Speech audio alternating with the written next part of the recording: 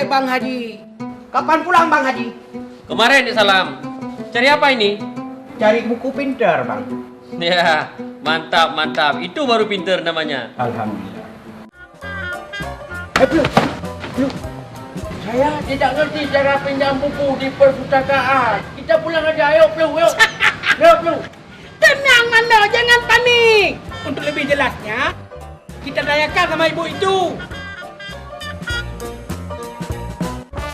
Assalamualaikum. Waalaikumsalam, Pak. Bapak, oke, ada yang bisa kami bantu? Begini Bu, kami kan mau pinjam buku, tapi kami nggak tahu caranya. Oh, kalau mau pinjam buku, Bapak harus punya kartu anggota dulu. Oh gitu ya.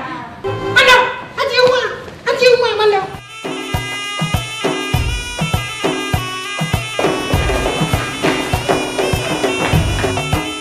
Assalamualaikum. Waalaikumsalam.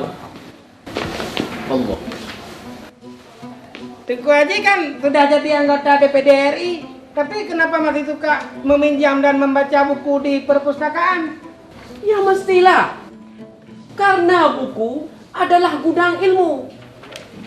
Meskipun saya sudah menjadi anggota DPD RI, tetapi harus terus menggali ilmu pengetahuan melalui membaca. Karena lagi kegelam hadis, utlabul ilma minal mahdi ilal lahdi. Yang artinya, tuntutlah ilmu dari ayunan sampai ke liang lahat. Membaca adalah menambah ilmu dan wawasan di dalam berbagai dinamika kehidupan, termasuk sosial, ekonomi, politik, budaya, sejarah, teknologi, pertanian, peternakan, sampai dengan resep masakan. Intinya, membaca itu tidak ada batasan usia atau golongan. Kecuali orang buta huruf. Betul.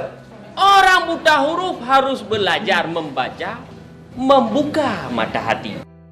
Dan ingat, buku-buku ini hanya bisa dipinjamkan lewat perpustakaan dan bisa dibawa pulang dalam jangka waktu tertentu. Oh, begitu ya Pak Sudirman. Benar.